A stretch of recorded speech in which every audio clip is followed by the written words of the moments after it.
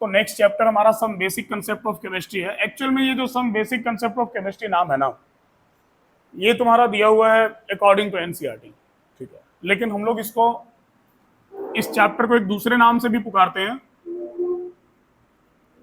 और ये दूसरा नाम जो होता है, ये दूसरा नाम होता है मोल कंसेप्ट, ठीक है।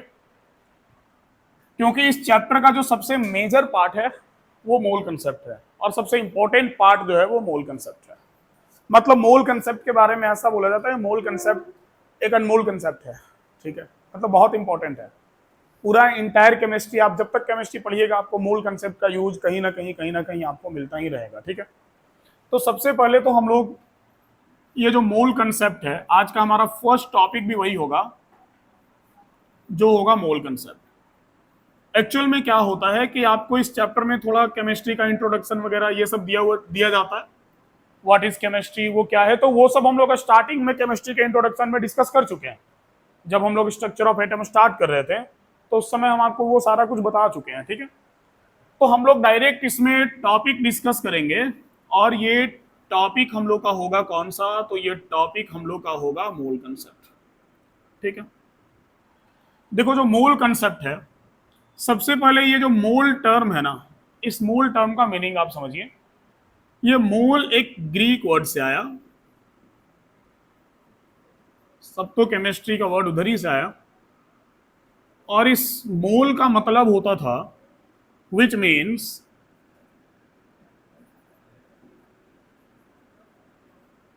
हीप, और हीप का मतलब होता है ढेर।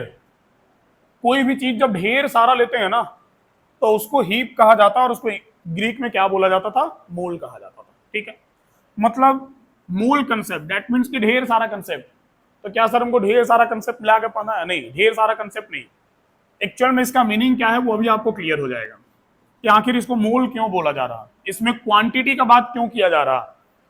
देखो हुआ क्या कि जब बहुत सारे एटम का डिस्कवरी हो गया तो अब एटम का साइज इतना स्मॉल होता है, एटम का साइज इतना छोटा होता है कि उन सारे एटम्स के बारे में या फिर एक सिंगल एटम के बारे में उसका 100% स्टडी कर पाना पॉसिबल ही नहीं होता था। कारण क्या है? कारण यह है कि उसका साइज एक्सट्रीमली स्मॉल है, उसका साइज बहुत छोटा है। अब बहुत ज्यादा छोटा होने के कारण उसके बारे में हम लोग 100% उसका प्रॉपर्टीज को एक्सप्लेन नहीं कर पाते थे, ठीक है। तो एक साइंटिस्ट था, जिस साइंटिस्ट का नाम था ओस्वाल्ड, और ओस्वाल्ड ही एक कंसेप्ट इंट्रोड्यूस किया जिसको बोला गया मोल कंसेप्ट, ठीक है। हुआ क्या, जो ओस्वाल्ड था बाय ओस्वाल्ड, ओस्वाल्ड क्या किया कि जैसे ये एक मास स्पेक्ट्रोमीटर लिया, ये एक मास स्पेक्ट्रोमीटर लिया, और इस मास स्पेक्ट्रोमीटर पर, मास स्पेक्ट्रोमीटर मतलब सर कुछ भी तौलने वाला चीज, हम लोग जनरल जो तराजू यूज करते हैं, वेट मशीन यूज करते हैं, that is called mass spectrometer. और इस मास स्पेक्ट्रोमीटर पर वो कार्बन रखा, ठीक है। और वो कार्बन रख के और 12 ग्राम कार्बन को मास स्पेक्ट्रोमीटर पर रखकर तौल लिया, मेजर कर लिया, ठीक है। जब वो 12 ग्राम कार्बन इस मास स्पेक्ट्रोमीटर पर रखा तो वो क्या ऑब्जर्व किया कि इस 12 ग्राम कार्बन में टोटल अप्रोक्स में 6.023 into 10 to the power 23 number of carbon atom मौजूद है। 12 ग्राम कार्बन में, 12 ग्राम कार्बन में कितना कार्बन एटम था? 6.023 into 10 to the power 23 number of carbon atom available था। वो इसी वैल्यू को कंसिडर कर लिया is equal to 1 mole. That means ये कि 1 मोल इज इक्वल टू होता है, दैट इज ये जो 1 मोल था, इस 1 मोल इज इक्वल टू होगा 6.023 into 10 to the power 23 number. मतलब मोल कुछ खास नहीं है, mole is simply a quantity, number, ठीक है। और ये फर्स्ट टाइम कहां से कैलकुलेट किया गया? तो ये कैलकुलेट किया गया 12 ग्राम कार्बन से। क्लियर है? कुछ समय के बाद कुछ समय के बाद आईयूपीएसी इस 1 मोल के वैल्यू को आईयूपीएसी कंसिडर्ड 1 मोल एज स्टैंडर्ड वैल्यू। जो आईयूपीएसी था ये 1 मोल को एक स्टैंडर्ड वैल्यू कंसीडर कर लिया। ठीक है, जब आईयूपीएसी 1 मोल को, अब बात ऐसा है सर कि आईयूपीएसी को ऐसा क्या गरज पड़ा था कि 1 मोल को स्टैंडर्ड वैल्यू कंसीडर कर लिया। और फर्स्ट ऑफ ऑल तो दिमाग में ये आता है कि अगर ओस्वाल्ड जो था वो 1 मोल का वैल्यू ले लिया 6.023 इंटू 10⁻23, तो ओस्वाल्ड का कहा हुआ हम क्यों मानेंगे कि 1 मोल इक्वल टू इतना होगा? क्या हम अपने मन से कोई एक वैल्यू इंट्रोड्यूस कर दें तो मेरा वो वैल्यू सब कोई मानेगा, सब कोई कंसीडर करेगा? नहीं करेगा। क्यों नहीं मानेगा? क्योंकि हम कौन होते हैं। लेकिन अगर उस वैल्यू को आईयूपीएसी स्टैंडर्ड वैल्यू ले लिया, जब आईयूपीएसी समझते हैं ना, international union of pure and applied chemistry, chemistry के बारे में, केमिस्ट्री का पिताजी यही है, मतलब केमिस्ट्री के बारे में जो कुछ भी इंट्रोड्यूस करना होता है ना, आपको सबसे पहले वो एक्सपेरिमेंट कहाँ देना होता है? आईयूपीएसी के पास।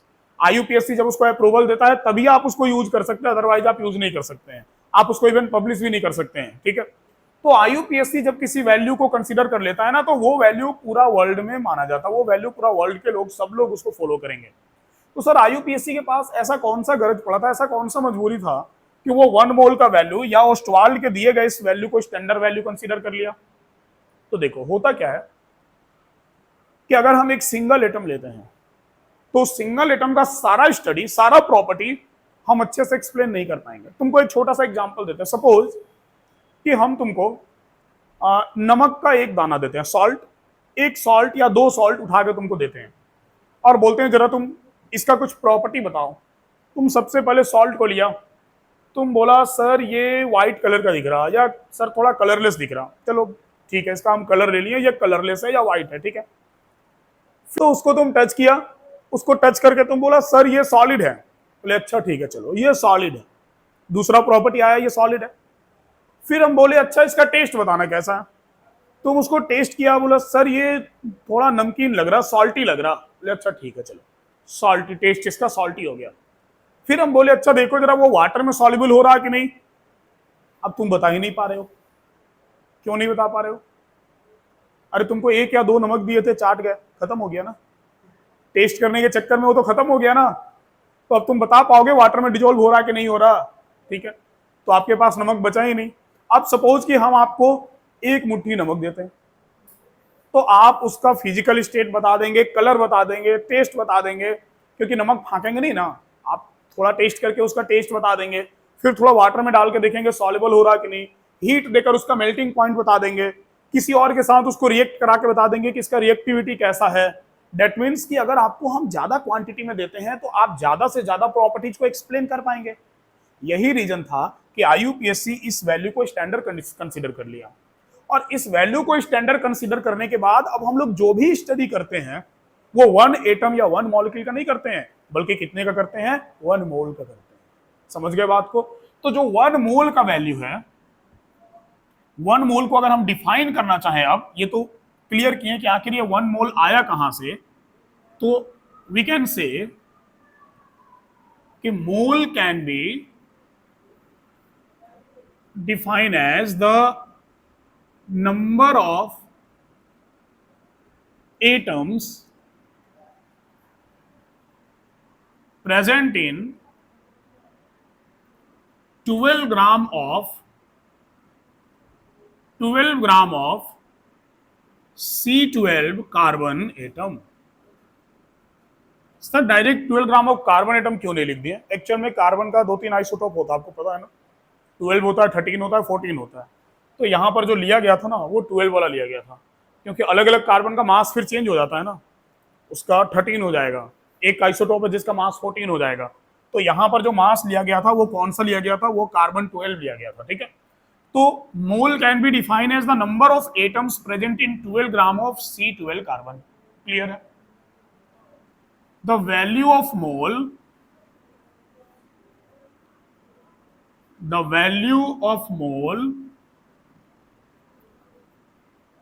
does not depends on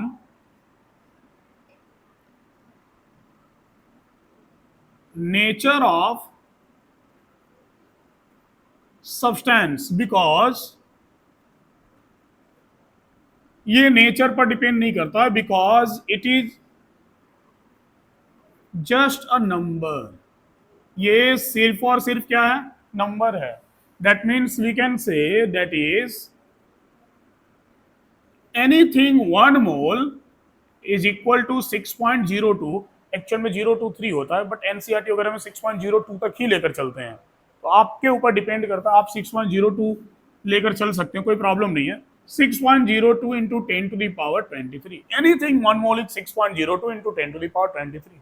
अब हम कुछ भी 1 मोल लेते हैं ना, तो वो उसका वैल्यू कितना होगा, 6.02 इंटू 10⁻23।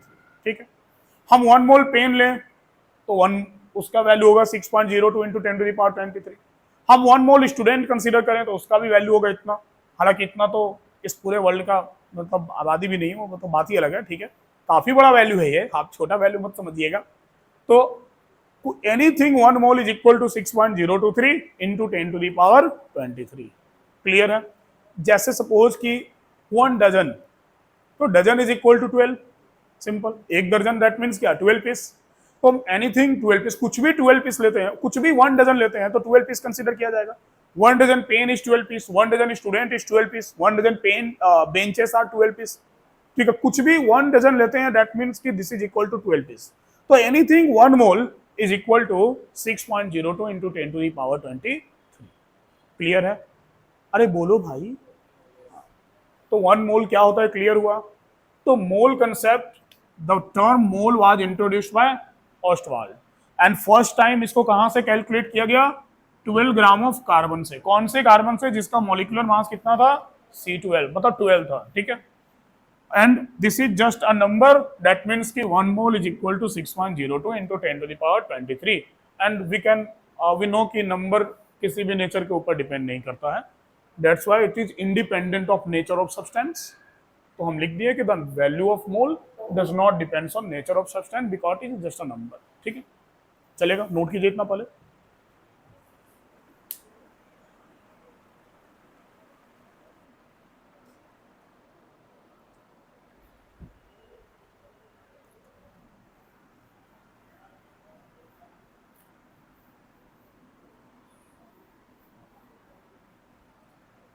इस 1 मोल के वैल्यू को एक और नाम से बुलाया जाता है, this is also called Avogadro number. आप 9th में इसको एवोगाड्रोस नंबर के नाम से जानते होंगे, जिसको हम लोग Na से रिप्रेजेंट कर देते हैं। Na, N, capital N and capital A. ध्यान में है ना एवोगाड्रो नंबर, नहीं है, कोई बात नहीं, इसको एवोगाड्रो नंबर बोला जाता है। देखो बाबू, अब क्या है ना कि अब हम लोग कोई भी एक्सपेरिमेंट करते हैं ना, तो वो एक्सपेरिमेंट हम लोग 1 एटम का नहीं करते हैं, तो फिर कितने का करते हैं सर, तो वो एक्सपेरिमेंट हम लोग 1 मोल एटम का करते हैं।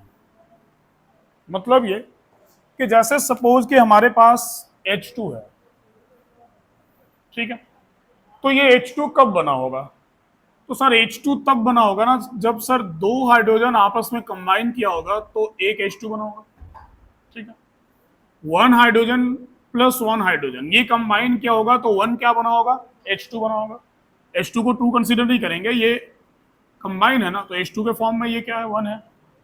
तो अब क्या है ना कि अब हम लोग इस तरह के किसी भी केस में हम लोग 1 एटम कंसीडर करके नहीं चलते हैं। अब हम ये नहीं कंसीडर करेंगे ना कि 1 एटम और 1 एटम कंबाइन होकर के 1H2 बना। अब हम ये कंसीडर करेंगे कि 1 मोल H plus 1 mole H, that means कि 2 मोल हाइड्रोजन जब आपस में मिला तो 1 मोल क्या बना, H2 बना। समझे बात को। दैट मीन्स कि 1 मोल H2 में 1 mole H2 is equal to 2 mole H। जैसे H प्लस H, तो कितना H हुआ, 2H हुआ, 2 हाइड्रोजन हुआ, तो 2 हाइड्रोजन मिलकर एक H2 का फॉर्मेशन किया। तो हम 2 हाइड्रोजन नहीं, हम 2 हाइड्रोजन कंसीडर नहीं कर रहे हैं, हम कितना कर रहे हैं अब, 2 मोल, 1 मोल प्लस 1 मोल, तो जाकर मिला क्या, 1 मोल H2। ऐसे समझो, ये 1 मोल हाइड्रोजन और ये 1 मोल हाइड्रोजन, ठीक है, ये आपस में कंबाइन कर गया तो H2 भी कितना हो गया, 1 मोल। क्लियर है ना। दैट मीन्स कि 1 मोल H2 में 2 मोल हाइड्रोजन्स। वेरी सिंपल, समझे बात को ना, क्लियर है ना।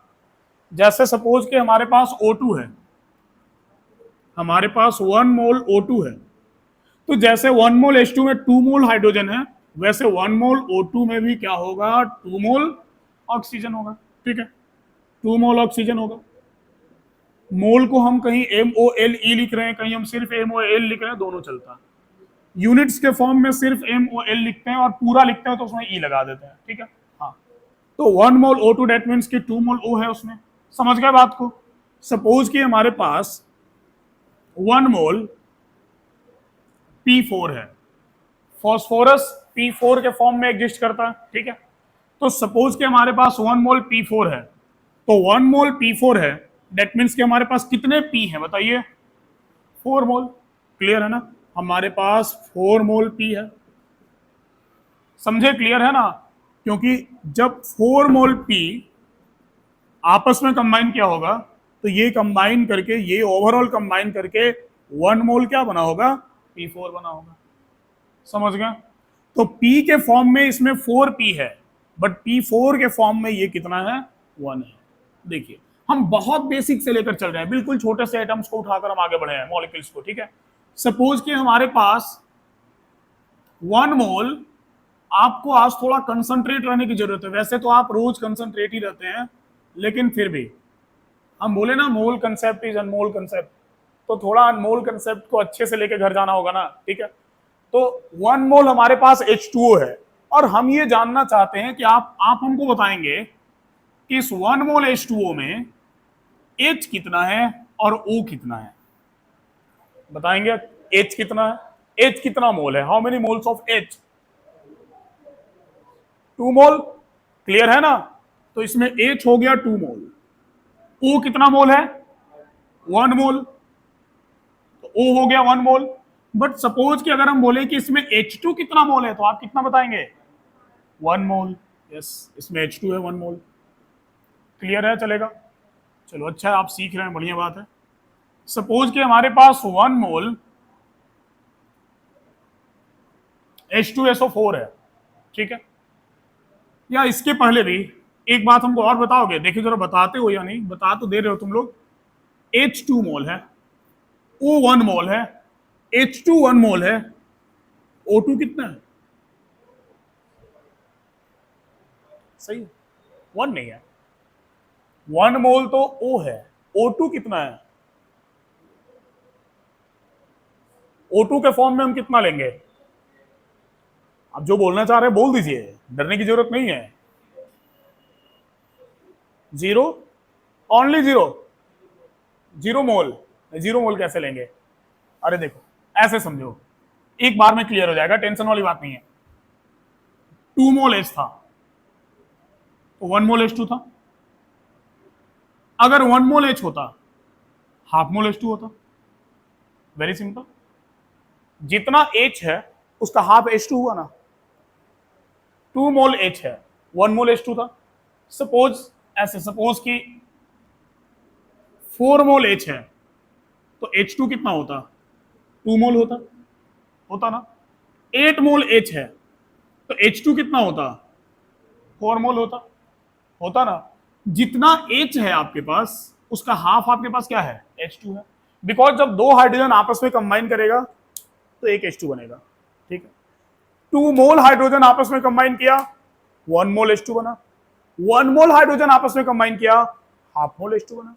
तो 1 मोल ऑक्सीजन अगर आपस में कंबाइन करता है देन ये हाफ मोल O2 बनेगा। अगर आपको क्लियर नहीं हो रहा, आपके मन में ये आ रहा कि सर फ्रैक्शन में कैसे कंबाइन कर लिया, तो बाबू फ्रैक्शन में कंबाइन नहीं किया, ये 1 मोल क्या 1 सिंगल वैल्यू है, ये 1 मोल तो आपका 6.02 इंटू 10 टू दी पावर 23, इतना बड़ा वैल्यू है। तो इतने मॉलिक्यूल्स अगर आपस में कंबाइन करेंगे तो डेफिनेटली उसका हाफ O2 तो बना ही देंगे ना। समझे कि नहीं बात को हम क्या बोल रहे हैं, क्लियर हो रहा। अरे भाई हमारे पास इतने मॉलिक्यूल्स हैं, 1 नहीं हमारे पास, वो तो 1 मोल है ना, 1 मोल में मॉलिक्यूल्स तो इतने हैं, तो इतने मॉलिक्यूल्स अगर आपस में दो करके कंबाइन पेयरिंग होते चले गए तो डेफिनेटली इसके हाफ हो जाएंगे। वेरी सिंपल, हो जाएगा ना इसका हाफ। ठीक है, तो इसी तरह से हमारे पास 2 मोल H था तो 1 मोल H2 था, 1 मोल O है तो O2 कितना हो गया? 0.5 मोल। अगर ये क्लियर नहीं हुआ, एक एग्जाम्पल हमको और लेने दो, आज हम पूरा क्लियर करके ही भेजेंगे। थोड़ा मोल को अच्छे से समझना कॉम्प्लिकेटेड होता, बट एक बार समझ में आ जाता ना, माइंड में सब कुछ क्लियर हो जाता है। आप देखिए थोड़ा, अभी तो हम सारा वैल्यू 1 मोल लेके चल रहे हैं, 2 मोल में तो गए ही नहीं है। हमारे पास 1 मोल सल्फ्यूरिक एसिड है, ठीक है, और हमको इससे पता लगाना है कि H कितना है, H2 कितना है, S कितना है, O कितना है, O2 कितना है। ठीक है, आपके पास 1 मोल H2SO4 है। आप हमको सबसे पहले ये बताएं कि इसमें H कितना है? 2 मोल। H इसमें 2 मोल है, ये तो क्लियर है। थोड़ा बोला करें, आवाज पहुंचना चाहिए यहां तक, ठीक है। H2 कितना है? 1 मोल है, ठीक है, H2 1 मोल है। S कितना है? 1 मोल, बहुत अच्छा। O कितना है? O कितना है? 4 मोल, 4 ऑक्सीजन है। 1 मोल H2SO4 में 4 ऑक्सीजन है, तो O कितना हो गया? 4 मोल। अरे क्लियर हुआ ना? तो जब O 4 मोल है तो O2 कितना होगा? 2 मोल। Very simple. क्लियर हुआ? समझ में आ रहा ना बाबू? पक्का ना? क्योंकि हमको लग रहा है तुम लोग थोड़ा देर से बोल रहे हो, तो देर से बोलोगे तो हम जितना देर से बोलोगे उतना क्वेश्चन ज्यादा लेते जाएंगे। फिर से हम लेते हैं 1 मोल,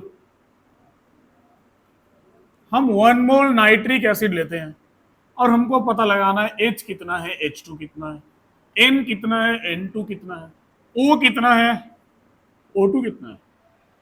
ठीक है, आप हमको बताइए इसमें H कितना मोल है? 1 मोल। श्योर? यस सर, 1 मोल। और जब H 1 मोल है देन H2 कितना है? Half mole. ठीक है, बहुत बढ़िया। N कितना है? 1 मोल, बहुत अच्छा। N2 कितना है? ठीक है, हाफ मोल, 0.5 मोल। O कितना है? 3 मोल, ठीक है। और जब O 3 मोल है तो O2 कितना होगा? 1.5 मोल। यस, अब जाकर क्लियर हुआ, अच्छे से समझ गए ना पूरा? ठीक है, चलो जब पूरा समझ गए तो थोड़ा सा मोल्स को भी आगे बढ़ाते हैं, और इस बार हम इजी क्वेश्चन लेते हैं। हम 2 मोल H2O लेते हैं, ठीक है। इस बार फिर से H2O है, 2 मोल है।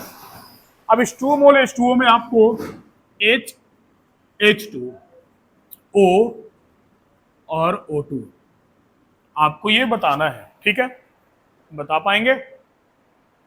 हाँ, चलिए तो बताएंगे आप। H कितना मोल है बताइए? अरे जोर से बोलो। अच्छा, हमको लगा बोलोगे जय माता दी। जोर से बोलो तो बोलो जय माता दी। तो H आपके पास 2 मोल H2O है ना। आप चलिए, अगर आपको क्लियर नहीं हुआ, वैसे क्लियर हो गया, बट फिर भी हमको पता नहीं क्यों लगता है कि एकदम पूरा क्लियर होना चाहिए 100%। 1 मोल H2O आपके सामने पड़ा हुआ है। 1 मोल H2O में 2 मोल H था, तो डेफिनेटली 2 मोल H2O में कितना मोल H होगा? 4 होगा।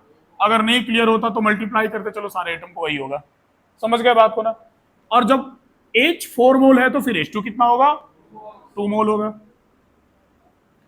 O कितना होगा? 2 मोल। श्योर ना? 2 मोल, क्योंकि सर H 2 मोल होगा, सॉरी O 2 मोल होगा। और जब O 2 मोल होगा देन O2 कितना होगा? 1 मोल। बहुत बढ़िया, अब हमको लगता है क्लियर हो गया। ठीक है, एक लास्ट और लेते हैं, पूरा क्लियर होना चाहिए। ये आपसे एग्जाम में कोई नहीं पूछेगा, हम पहले बता दें, ठीक है। आपको एग्जाम में ऐसे मोल्स वगैरह देके नहीं पूछा जाएगा। आपको एग्जाम में मास दिया जाएगा, नंबर ऑफ पार्टिकल्स दिया जाएगा, मोलैरिटी दिया जाएगा, तो वो कैसे कैलकुलेट करना हम बताएंगे। बट बेसिक ही क्लियर नहीं होगा ना, तो आपको जो हम बताएंगे आगे वो कभी क्लियर नहीं हो पाएगा। तो बेसिक क्लियर करना बहुत जरूरी है। चलो एक हम और मॉलिक्यूल लेते हैं। कौन सा मॉलिक्यूल लें इस बार हम? सपोज कि इस बार हम 2 मोल एक बड़ा सा मॉलिक्यूल लेते हैं, एसिटिक एसिड लेते हैं, CH3COOH। ठीक है, आपको इसमें बताना है कितने मोल्स कार्बन है, कितने मोल हाइड्रोजन है, कितने मोल ऑक्सीजन है, कितने मोल H2 है, कितने मोल O2 है, आपको ये बताना है। आप टोटल के अकॉर्डिंग काउंट करके बताएंगे, ठीक है। आप हमको बताइए इसमें कार्बन कितना मोल है। क्या बात करते हो? नहीं, सही है 4। अरे सही है 4।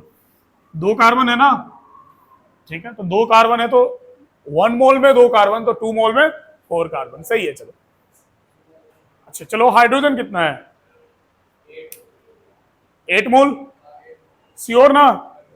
हाँ, क्योंकि 3 एंड 1 4 हाइड्रोजन है, तो 1 मोल में 4 हाइड्रोजन, हमारे पास 2 मोल है ना, तो 4 इंटू 2 हो गया ना 8 मोल।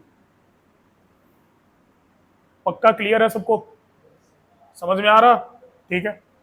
तो अब बताइए ओ कितना है? 4 मोल। हाँ बिल्कुल सही, ओ भी 4 मोल है। H2 कितना होगा फिर? 4 मोल। क्योंकि देखो या ये जो पेयरिंग वाला बात है वो तो फिर अब यहां से डिसाइड करेंगे ना हम। तो H2 हो गया हमारा 4 मोल, और O2 कितना हो गया? 2 मोल। O2 1 मोल कौन बोला? 2 मोल। अरे 4 मोल ऑक्सीजन है तो O2 कितना होगा? 2 मोल।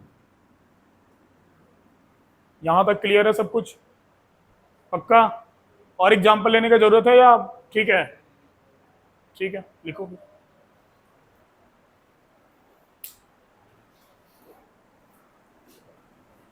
बात ऐसा ना बाबू, ये न्यूमेरिकल्स वाला टॉपिक है, जब तक पूरा क्लियर नहीं हो जाता है तब तक हम आगे बढ़ ही नहीं सकते। टाइम लगे तो लगे, वो मैटर नहीं करता, एक्स्ट्रा क्लास दे देंगे ज्यादा टाइम लगेगा तो, बट पूरा डिटेल में पढ़ते हुए आगे चलना होगा।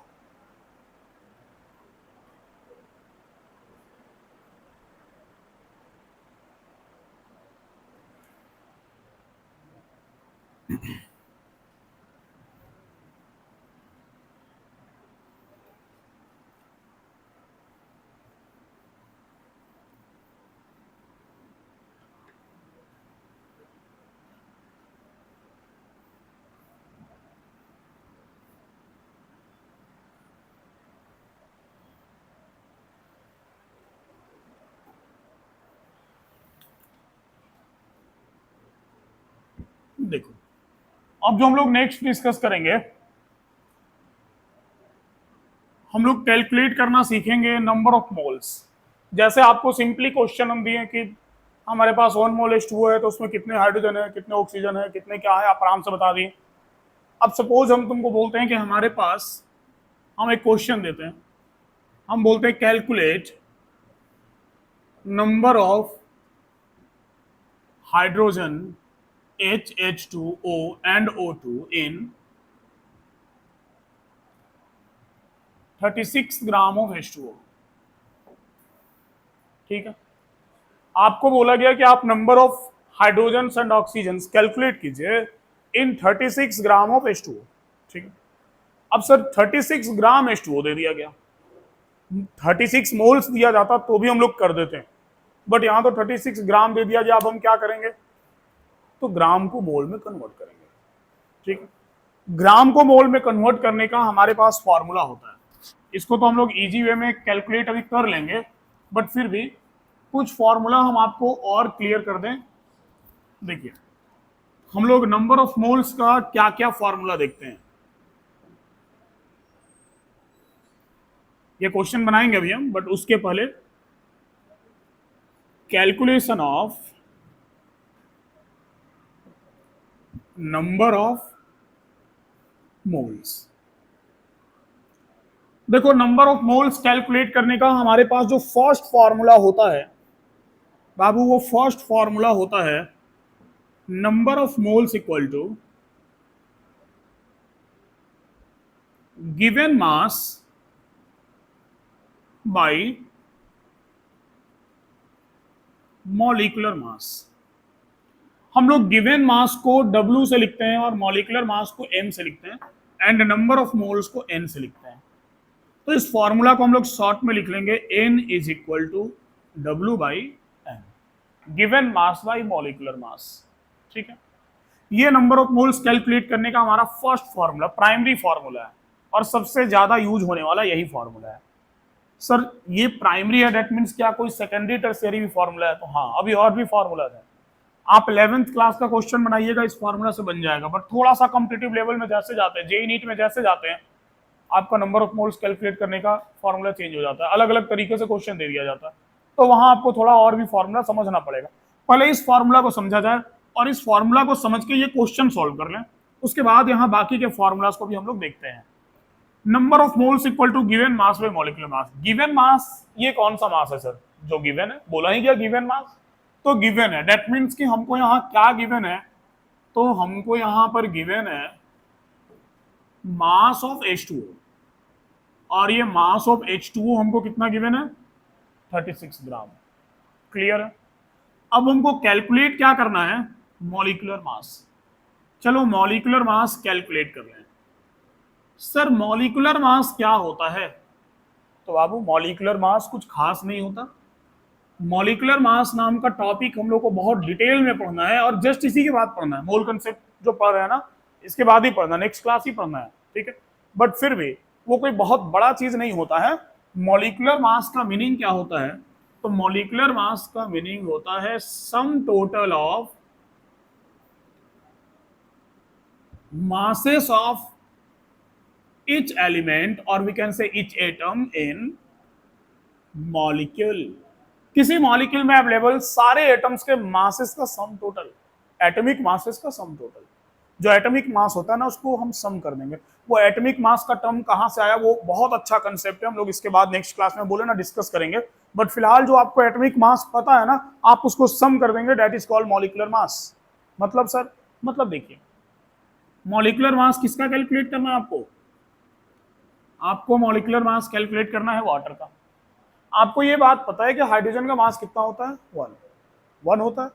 आपके पास 2 हाइड्रोजन हैं, तो 2 हाइड्रोजन का मास हो गया 2, 1 का 1 तो 2 का 2। आप 1 इंटू 2 लिख सकते हैं, या फिर डायरेक्ट 2 लिखें। और मास जो होता है वो सम टोटल होता है, आपको जोड़ना है, मल्टीप्लाई वगैरह नहीं करना है। देन 2 प्लस ऑक्सीजन का मास कितना होता है? 16। देन 2 प्लस 16, तो वाटर का मॉलिक्यूलर मास आ गया 18। और मॉलिक्यूलर मास का यूनिट होता है ग्राम पर मोल, ठीक है। तो मॉलिक्यूलर मास मिल गया 18 ग्राम पर मोल। समझ में आया ना मॉलिक्यूलर मास कैसे कैलकुलेट करते हैं? ठीक है, देखो अब आप कैलकुलेट कर ले क्या, अब आप कैलकुलेट कर ले नंबर ऑफ मोल्स, ठीक है। अब यहां जगह कम बचा, हम इसी फॉर्मूला को यूज कर जाते हैं ना, यहीं पर कैलकुलेट कर लेते हैं। तो number of moles is equal to किसका? नंबर ऑफ मोल्स, H2O का। Formula is given mass by molecular mass. तो given mass by molecular mass, given mass is 36 and molecular mass is 18। Clear है? Given mass is 36 and molecular mass is 18। That means कि ये कितना मोल हो गया? 2 मोल। Simply मतलब आपके पास 36 ग्राम H2O है, आपके पास 36 ग्राम H2O है, दैट मीन्स कि आपके पास कितना H2O है? 2 मोल H2O। और 2 मोल H2O में H कितना होगा, H2 कितना होगा, O कितना होगा, O2 कितना होगा, ये तो आप इजीली कैलकुलेट कर सकते हैं ना। तो 2 मोल H2O में H कितना होगा? 2 मोल नहीं, सॉरी 4 मोल होगा ना, 4 मोल। बट आपको क्या बोला गया? नंबर ऑफ H2, नंबर बोला गया, मोल्स नहीं बोला गया। नंबर ऑफ मोल्स नहीं बोला गया, नंबर बोला गया। तो आपको मोल के वैल्यू से क्या करना पड़ेगा? मल्टीप्लाई। 4 मोल दैट मीन्स की 4 into 6.023 into 10 to the power 23। That means से कितना हो जाएगा? 4 3 जा 12, 4 2 जा 8 एंड 1 9, 0 से किए 0 एंड 6 4 जा 24 and it will be 24.092 into 10 to the power 23। समझ गए? क्लियर है? आपके पास और क्या बोला गया? H2। तो जब H 4 मोल है देन H2 कितना हो गया? 2 मोल। तो 2 mole is equal to 2 into this value. कर लेंगे आप? समझ गए? क्लियर है ना? अरे बोलो, कुछ तो बोलो। थोड़ा येस नो बोला करो, ऐसा शांति से बैठ जाओगे लगता गमला रखा हुआ है, ठीक है। थोड़ा हिल डुल करो, येस नो बोलो, ऐसा लगे कि स्टूडेंट लोग बैठा हुआ है, नहीं तो हमको लगता है कि गमला रखा हुआ है, हिल ही नहीं रहा बिल्कुल। तो हाँ, उसके बाद क्या? ओ कितना है बाबू? ओ कितना है? 2 मोल H2O में ओ कितना मोल है? 2 मोल। बोल तो रहे हो तुम लोग, लेकिन हमको मेरे कानपुर तक पहुंच नहीं रहा। और मेरे कानपुर में हड़ताल भी नहीं है, तुम लोग बोल ही रहे हो धीरे, ठीक है। तो 2 मोल है, दैट मीन्स कि 2 इंटू दिस वैल्यू, ये क्लियर हो गया। तो फिर O2 कितना है? 1 मोल, दैट मीन्स कि 6.023 इंटू 10 टू द पावर 23। ये समझ रहे हो ना यहां क्या करना है? हो जाएगा ना, क्लियर है? तो इस तरह का क्वेश्चन बन जाएगा। अब हमको मन कर रहा है कि इस फॉर्मूला से रिलेटेड एक और क्वेश्चन बना ही ले, ठीक है, उसके बाद आगे बढ़ते हैं, उसके बाद बाकी का फॉर्मूला देखते हैं, ठीक है। चलो, सपोज हमको दिया गया, अब पूरा ऐसे पूरा लिखते नहीं है, बस हम डायरेक्ट क्वेश्चन लेते हैं कि हमारे पास 49 ग्राम सल्फ्यूरिक एसिड है, एंड इस 49 ग्राम सल्फ्यूरिक एसिड में हमको कैलकुलेट क्या क्या करना है। तो फिर से वही कुछ कैलकुलेट करना है, H2O O2 एंड S। अब S का एक्चुअल में जो दूसरा फॉर्म होता है ना, वो S6 होता है और S8 होता है। ले सकते हैं S6 S8, उस अकॉर्डिंग उसको उसके वैल्यू से डिवाइड करके बना देना होगा, कोई प्रॉब्लम नहीं है। बट चलो सीधा सीधा लेते। 49 ग्राम H2SO4 है आपके पास। आप सबसे पहले कैलकुलेट करेंगे number of moles of H2SO4। Clear है? Formula is sir given mass by molecular mass. Sir given mass कितना है? सर गिवन मास 49 है। सर मॉलिक्यूलर मास कितना है? कैलकुलेट करते हैं, ठीक है। मॉलिक्यूलर मास H2SO4 का कहां कर लें? यही कर लें, चलो यही कर लेते ना। 2 हाइड्रोजन का कितना हो गया? 2, प्लस सल्फर का होता है 32, ठीक है। ऑक्सीजन का 16 होता है, बट वी हैव 4 ऑक्सीजन, तो कितना हो गया? 64। अरे समझ रहे हो ना, 2 प्लस 32 और 4 ऑक्सीजन का 64। आप सम करेंगे ना, then 4 to 6 to 8 and 6 3 9, it is 98 gram per mole. चलेगा? क्लियर है?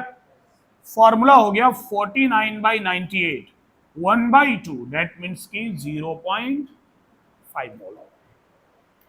अब आपके पास 49 ग्राम सल्फ्यूरिक एसिड है, दैट मीन्स कि आपके पास 0.5 मोल H2SO4 है। अब हम देखते हैं आप कितना बता पाते हैं। बताइए H कितना है? H कितना है? 1 मोल। अगर ये 1 मोल H2SO4 होता तो 2 मोल H होता, हाफ मोल है तो कितना होगा? 1 होगा। और अगर कोई कंफ्यूजन हो, moles into number, 1 mole, clear है ना?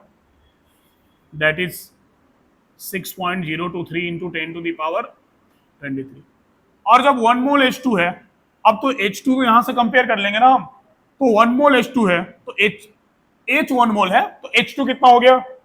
0.5। तो 0.5 मोल, दैट मीन्स की 0.5 into 6.023 into 10 to the power 23, that means कितना हो गया हमारा? 3.0 वही कुछ आएगा। 5 3 15, 5 10 एंड 1 11, यहाँ 0, 5 6 30 इंटू 10 टू दावर 23। मल्टीप्लाई तो आप कर ही लेंगे ना, ठीक। ओ, हाँ बताइए ओ कितना है? 2 मोल, क्लियर है ना?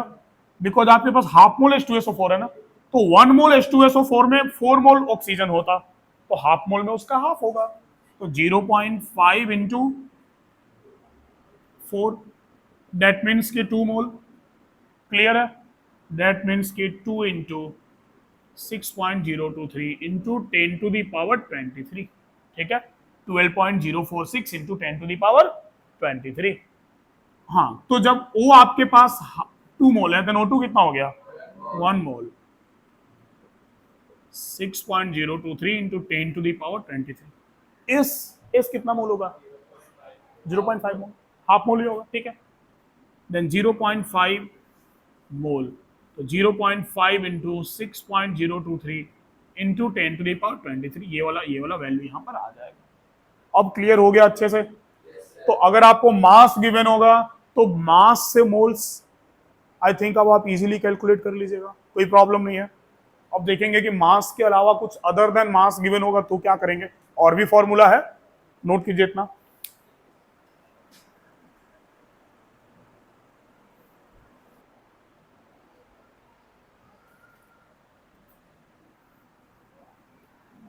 चलो इतना तो क्लियर हुआ कि एटलीस्ट हम लोग मोल्स, मास से मोल्स कैलकुलेट करना सीख गए। अब थोड़ा सा कंसेप्ट को और आगे लेकर चलेंगे।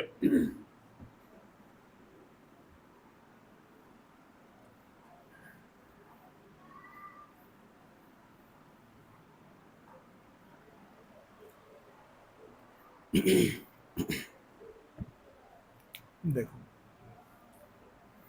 अब एक और, जैसे हम फिर से यहाँ हेडिंग दे देते हैं, वहां हम हेडिंग देकर फिर क्वेश्चंस बनाने लगे थे।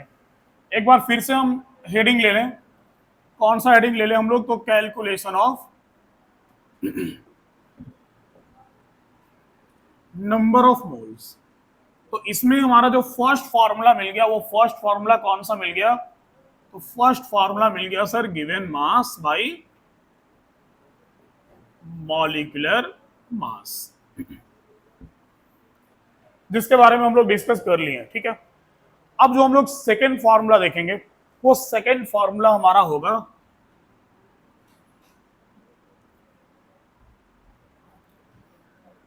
Number of moles is equal to number of particles by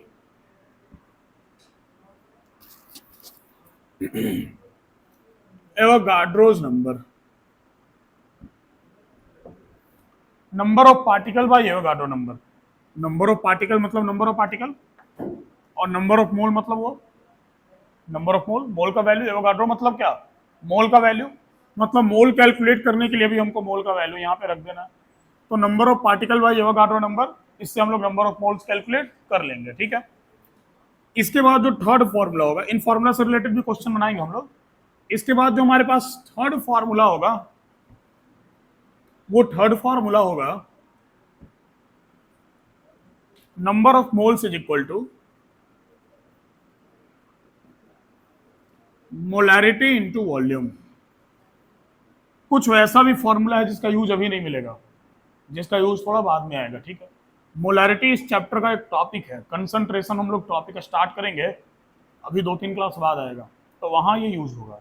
but formula हम पूरे चैप्टर में जहां भी मोल्स का फॉर्मूला है, सबको कलेक्ट करके एक जगह रख दे रहे हैं, ताकि जो क्वेश्चन अभी पॉसिबल है बना पाना, वो बना लें हम लोग। ठीक है, इसके बाद जो फोर्थ फॉर्मूला है, this is related to ideal gas equation, n is equal to pv by RT। एक इक्वेशन होता है जिसको बोला जाता है pv इक्वल टू nRT, और ये pv इक्वल टू nRT जो है, बहुत इंपॉर्टेंट इक्वेशन है। केमिस्ट्री में कई चैप्टर्स में आपको मिलता है ये। इसको बोला जाता है बाबू ideal gas equation. Ideal gas equation PV equal to NRT. ठीक है, आइडियल गैस इक्वेशन एक इक्वेशन है जो आपको पढ़ना है। पढ़ना नहीं, ये पहले पढ़ना था, बट पढ़ना तो पड़ेगा क्योंकि ये बहुत जगह चैप्टर में यूज है। थर्मोडायनेमिक में हम लोग डिस्कस करते हैं। उसके पहले एक चैप्टर होता था गैसियस स्टेट, जो सिलेबस से हटा दिया गया, स्टेट ऑफ मैटर बोलते थे उसको। ओल्ड एनसीईआरटी देखिएगा तो चैप्टर 5 आपको वही मिलेगा, स्टेट ऑफ मैटर। ठीक है, तो वो स्टेट ऑफ मैटर सिलेबस से 2020 में ही हटा दिया गया, 2020 में हटा दिया गया। उसके बाद से नहीं पढ़ना है, बट था तो उसमें ये डेरिवेशन डिस्कस करना था। बट हम लोग को अभी भी डेरिवेशन डिस्कस करना ही पड़ेगा थर्मोडायनेमिक चैप्टर में, बिकॉज इससे रिलेटेड बहुत सारा डेरिवेशन है। ठीक है, तो पीवी इक्वल टू एनआरटी, यहां से भी हम लोग कैलकुलेट करते हैं number of moles. N is number of moles. अब यहां पर कौन क्या है जरा ये समझ लो। एन तो क्लियर है कि N is number of moles. P क्या है? तो पी प्रेशर है, भी वॉल्यूम है, आर इज, सबसे पहले हम आर के बारे में लिख दें, R is universal gas constant. ये जो फॉर्मूला है नंबर ऑफ मोल्स का, ये सिर्फ गैसियस केस में काम आएगा। जब हमको गैसेस का नंबर ऑफ मोल्स फाइंड करना होगा ना, तभी ये काम आएगा। हालांकि गैसेस का नंबर ऑफ मोल्स हम इनमें से किसी से फाइंड कर सकते हैं। इसके अलावा ये लिक्विड के केस में बेसिकली आता है, वॉल्यूम मोलैरिटी लिक्विड में आता है, इनसे हम फाइंड कर सकते हैं। बट फिर भी ये फॉर्मूला लिक्विड सॉलिड में यूज नहीं होगा, ये सिर्फ गैसेस के केस में फॉलो होता है। तो यूनिवर्सल गैस कांस्टेंट, जिसका वैल्यू होता है 0.083 लीटर ATM पर मोल पर केल्विन। जितना बड़ा वैल्यू नहीं उतना बड़ा तो यूनिट है, लीटर ATM पर मोल पर केल्विन। क्लियर है? तो ध्यान रखेंगे आप। ये आर का वैल्यू होता है। पहले 0.0821 लिया जाता था, रिसेंट कुछ ईयर्स से एनसीईआरटी 0.0821 को 0.083 लेकर चल रहा, तो हम लोग भी वही लेकर चलेंगे जो एनसीईआरटी लेकर चलता है, ठीक है। तो ये आर का वैल्यू है। इसके बाद हमारे पास क्या है बाबू, T. T is nothing but temperature. Temperature का यूनिट हम लोग क्या लेकर चलेंगे, देन टेम्परेचर का यूनिट हम लोग लेकर चलेंगे kelvin, basically kelvin. Degree Celsius भी यूज होगा, but most of the time क्या यूज होगा, केल्विन यूज होगा।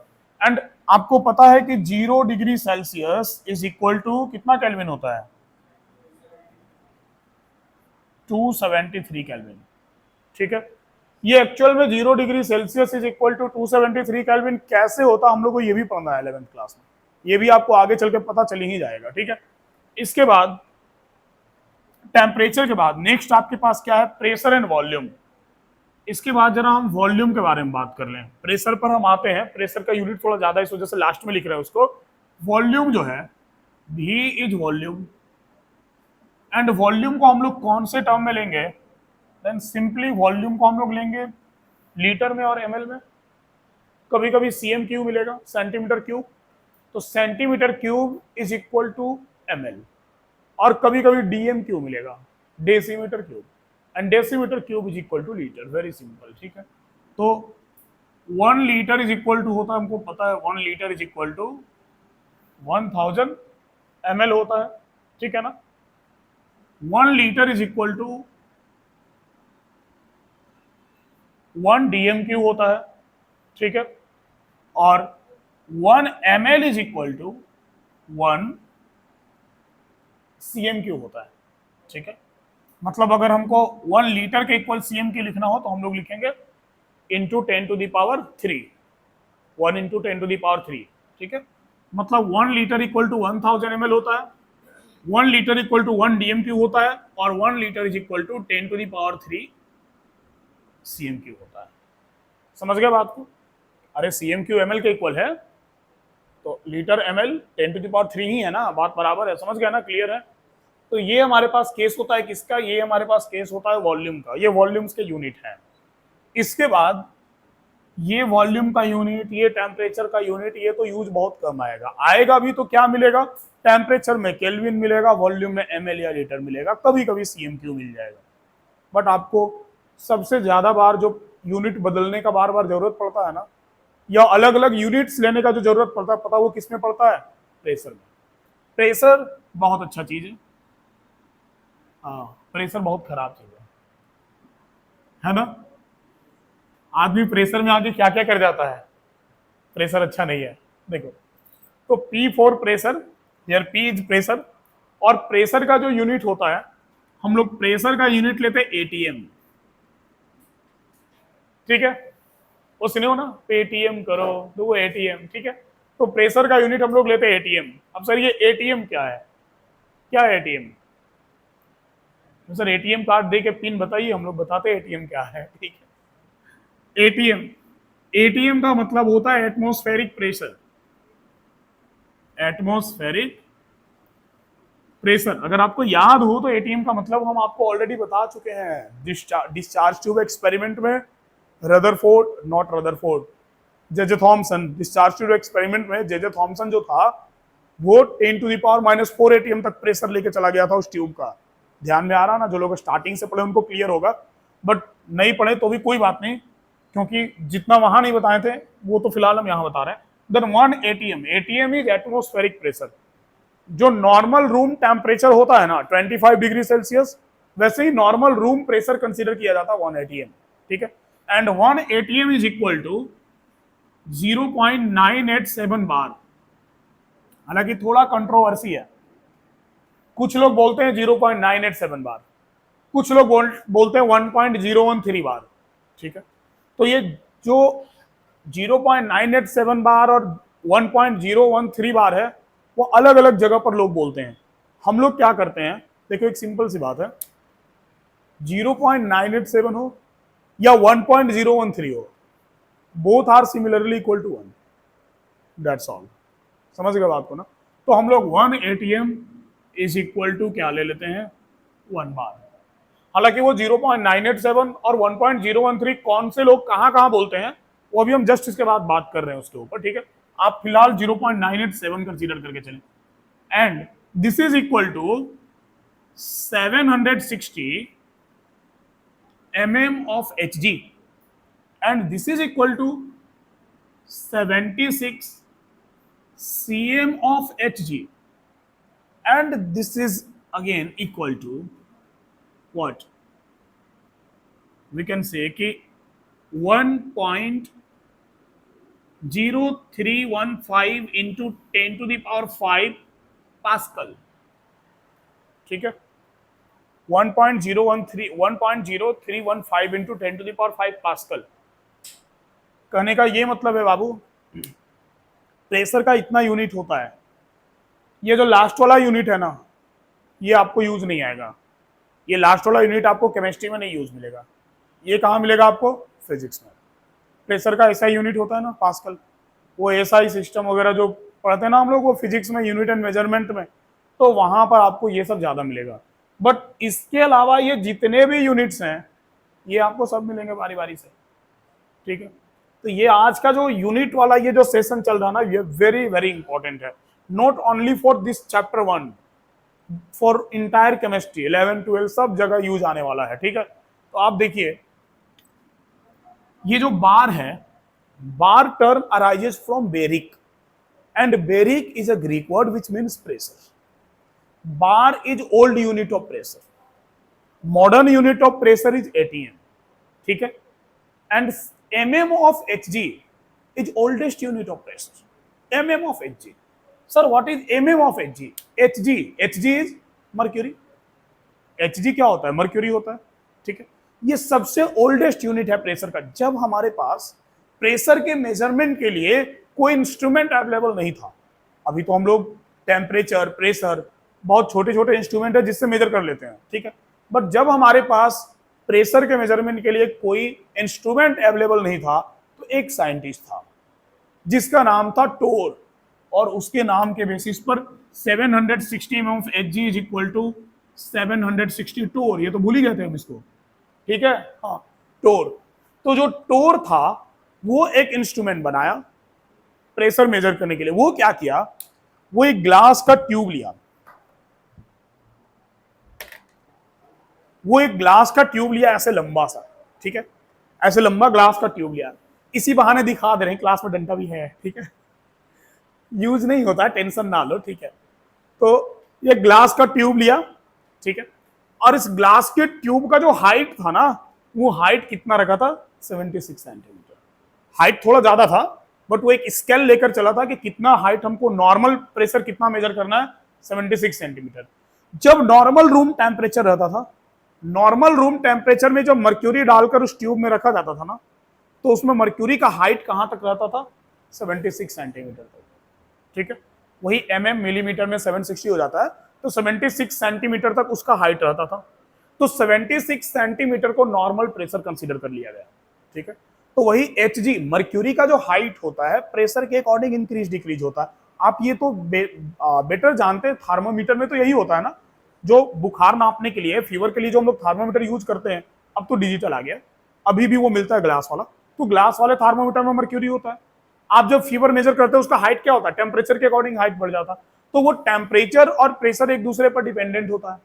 तो होता क्या था कि जब नॉर्मल टेम्परेचर रहता था, तो नॉर्मल टेम्परेचर पर जो मर्क्यूरी का हाइट है वो 76 सेंटीमीटर होता था, तो उसी को नॉर्मल प्रेशर कंसीडर किया गया, 76 सेंटीमीटर ऑफ Hg। और यूनिट्स जब छोटा करते हैं, बेसिकली साइंटिफिक नोटेशन छोटा ही होता है, तो उसको 760 mm ऑफ Hg ले लिया गया, मिलीमीटर में ले लिया गया। समझ गए? क्लियर है? तो ये नॉर्मल प्रेशर, बाद में उसी को बोला गया 1 बार, 0.987 बार, बाद में उसी को बोला गया 1 atm। तो ये मॉडर्न यूनिट है, ये ओल्ड यूनिट है, ये ओल्डेस्ट यूनिट है, ये एसआई यूनिट, और ये टोर वाज साइंटिस्ट जो फर्स्ट टाइम प्रेशर के मेजरमेंट के बारे में डील किया था। अब थोड़ा उसको इज्जत देना पड़ेगा ना, कोई पहली बार कुछ एक्सपेरिमेंट कर रहा तो उसको नाम तो उसका देना पड़ेगा ना। वैसे भी केमिस्ट्री में हमको लगता है कि हिस्ट्री से भी ज्यादा नाम मिलता है, ठीक है। देख रहे हो ना, पूरा स्ट्रक्चर ऑफ एटम में एक हाइड्रोजन स्पेक्ट्रम का टॉपिक आता है, छह छह सात सात साइंटिस्ट लेके चला आता है, Lyman, Balmer, Paschen, Brackett, Pfund, Humphreys, Bohr, Rydberg, ठीक है। तो एक ही टॉपिक में बहुत सारा साइंटिस्ट चला आता है। अरे ये कहां रख दिया लिखने वाला, देखो। हाँ, थोड़ा सा इसके बारे में और बात करें हम लोग। अब क्या है, आपको दो टर्म हम और बता रहे हैं। दो टर्म में बेसिकली यूज एक ही का है। आप एक टर्म याद रखेंगे जिसको हम लोग बोलते हैं एसटीपी। ये टर्म बार बार यूज आएगा, मे बी कि आपको पहले ये मिला हो 9th क्लास में एसटीपी। अगर नहीं मिला हो देन आप समझ लीजिए, एसटीपी का मतलब होता है स्टैंडर्ड टेम्परेचर एंड प्रेशर, ठीक है। Standard temperature and pressure. और ये स्टैंडर्ड टेम्परेचर एंड प्रेशर में टेम्परेचर कितना लिया जाता है, तो 273 केल्विन, दैट मीन्स की 0 degree Celsius. 273 kelvin is equal to 0 degree Celsius, तो 273 केल्विन लेते हैं। इसके बाद जो प्रेशर लिया जाता है ना, ये प्रेशर लिया जाता है 1 atm। और यहां पर in case of standard temperature and pressure, STP पर जो एटीएम को बार के इक्वल करते हैं ना, तो एसटीपी पर एटीएम को बार के इक्वल किया जाता है तो 0.987 बार लिया जाता है। समझे? एक और कंडीशन है, कौन सा सर? एक और कंडीशन है बाबू जिसको हम लोग बोलते हैं एनटीपी, ठीक। एनटीपी का मतलब क्या होता है, तो एनटीपी का मतलब होता है नॉर्मल टेम्परेचर एंड प्रेशर। जैसे साइंटिस्ट को कोई भी एक्सपेरिमेंट करना अलाउ है with respect to 1 mole, quantity जो लेना है वो कितना लेना है, 1 मोल लेना है। वैसे ही साइंटिस्ट को ये भी अलाउ है कि अगर आपको किसी का प्रॉपर्टी मेजर करना है तो आप दो ही कंडीशन में कर सकते हैं, या तो एसटीपी पर या फिर एनटीपी पर। अब सपोज कि अलग अलग लोग अलग अलग टेम्परेचर पे मेजरमेंट करने लगे तो सबका वैल्यू भी तो अलग अलग आ सकता है ना, तो एक प्रॉब्लम क्रिएट होगा। तो आईयूपीएससी हर चीज के लिए एक स्केल दे दिया, एक क्राइटेरिया दे दिया कि आपको वही फॉलो करना है, ठीक है। अगर आपको एक्सपेरिमेंट करवाने के लिए क्वांटिटी लेना है, मोल के टर्म में लेना है, टेम्परेचर प्रेशर लेना है, तो आइदर एसटीपी लेना है या फिर आपको एनटीपी लेना है। इसमें भी जो सबसे प्रिफरेबल कंडीशन है दैट इज एसटीपी। अगर आपको 100 टाइम्स इन दोनों को यूज करने का मौका मिल रहा ना, तो क्वेश्चन में 90 टाइम्स आपको एसटीपी मिलेगा, ठीक है। 10वीं बार आपको कहीं एनटीपी मिलेगा तो मिलेगा, अदरवाइज नहीं मिलेगा। तो नॉर्मल टेम्परेचर एंड प्रेशर में बाबू, नॉर्मल टेम्परेचर कितना होता है? Normal temperature is 25 degree Celsius. Normal room temperature 25 degree Celsius. तो 25 डिग्री सेल्सियस को हम क्या ले सकते हैं, 298 केल्विन। 25 + 273, क्लियर है? देखो यहां पर प्रेशर लेते हैं 1 atm, ठीक है। और वही वो फंडा है, प्रेशर का जो यूनिट चेंज होता है ना, एसटीपी पर 0.987 का इक्वल लिया जाता है, और एनटीपी पर जब आते हैं ना 1.013 बार लेते हैं, ठीक है। मतलब टेम्परेचर बढ़ा तो प्रेशर थोड़ा बढ़ गया, थोड़ा मतलब बहुत थोड़ा बढ़ा, ठीक है। 0.987 से ओनली कहां तक पहुंचा, 1.013 तक पहुंचा। अब बात ऐसा है सर कि हम लोग कंफ्यूजन में क्यों रहे कि 0.987 ले या 1.013 ले, both are similarly equal to 1, then 1 atm is equal to 1 bar, बात खत्म। समझे? बोलो जरा, जरा जोर से बोलो। क्लियर हुआ ना ये सारा कुछ? तो बाबू ये जो यूनिट है और ये जो यूनिट कन्वर्जन है प्रेशर का, ये आपके माइंड में होना चाहिए। हम कंसेप्ट को फॉलो करके बताए हैं, बट क्वेश्चन बनाने के लिए आपको ये सब याद होना चाहिए। तो हम नेक्स्ट क्लास आपसे पूछेंगे, ये सारा वैल्यू हम पूछेंगे। 1 atm is equal to how many bars, mm of Hg, cm of Hg, pascal, या चलो पास्कल माफ करते हैं, उसका जरूरत नहीं पता हम लोग को, ठीक है। बट ये जो यूनिट है, एसटीपी क्या होता है, एनटीपी क्या होता है, और ये टेम्परेचर को कौन से टर्म में, वॉल्यूम को कौन से टर्म में लेंगे, ये आपको याद होना चाहिए, ठीक है। और ये आपका अभी फर्स्ट होमवर्क है, याद करने वाला। अभी तक तो जो होमवर्क था, एक दो मिला था, वो कैलकुलेशन का मिला था। ये याद करने वाला फर्स्ट होमवर्क है, उम्मीद है कि आप याद करके आएंगे, ठीक है। हाँ, नहीं तो देखिए ना, मेरे पास वो टेम्परेचर मेजर करने के लिए इंस्ट्रूमेंट रखा हुआ है, ठीक है। चलो लिखो।